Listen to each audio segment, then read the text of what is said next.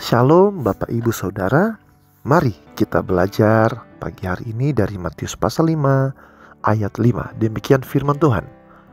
Berbahagialah orang yang lemah lembut, karena mereka akan memiliki bumi.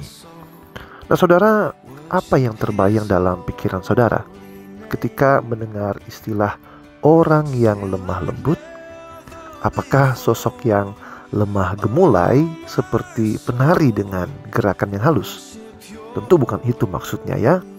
Atau mungkin orang yang tidak punya pendirian? Tentu juga bukan.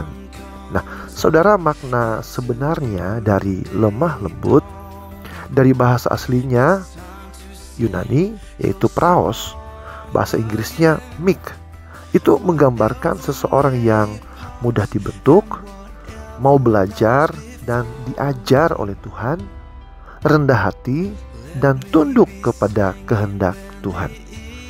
Lalu saudara, dalam Matius pasal 11 ayat 29, Tuhan Yesus berkata begini, "Belajarlah padaku, karena aku lemah lembut dan rendah hati, maka jiwamu akan mendapat ketenangan."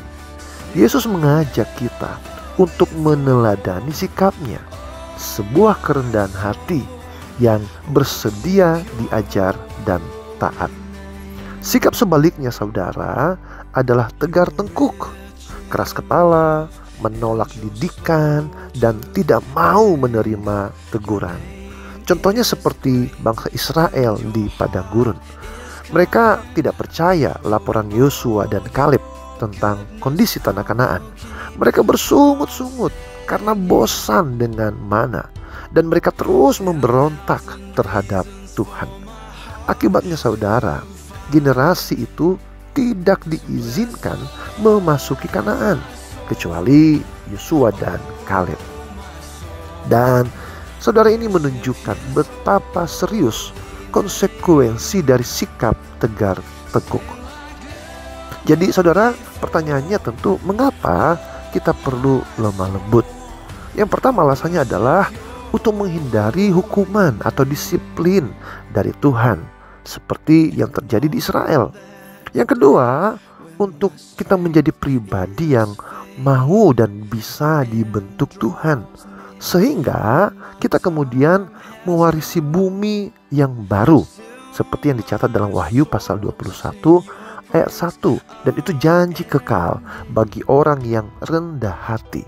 Kemudian kita dijamin berhasil dalam tugas duniawi karena ketaatan mendatangkan berkat. Contohnya seperti Paulus yang mau taat untuk ke Makedonia sehingga Injil tersebar ke Eropa.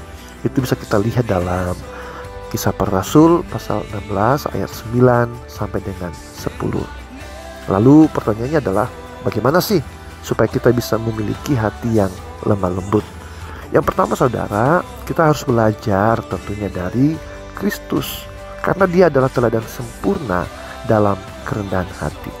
Yang kedua, tentu kita harus sadar diri, menyadari keterbatasan diri sendiri, supaya kemudian kita tidak sombong, tetapi terbuka untuk didikan Tuhan. Maka saudara, dengan kita memiliki hati yang lemah lembut, maka kita akan berbahagia karena upah yang kekal.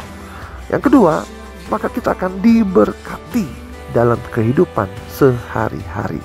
Dan yang ketiga, maka kita akan mendapatkan ketenangan jiwa. Kiranya Tuhan akan mampukan kita untuk menjadi pribadi yang lemah lembut sama seperti Kristus. Tuhan Yesus memberkati. Shalom.